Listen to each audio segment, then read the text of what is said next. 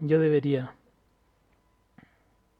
sentarme en cualquier parte de esta escuela llamada vida para contemplar la maravilla y magia de esta.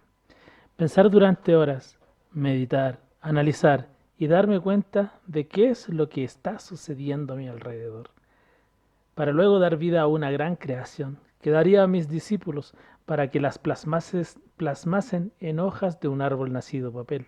y las den a conocer al mundo, pensando en que éste vuelva a creer, aunque sea brevemente en la magia, y valorar los pequeños detalles que son los que engrandecen aún más nuestra cándida e irradiante de belleza alma.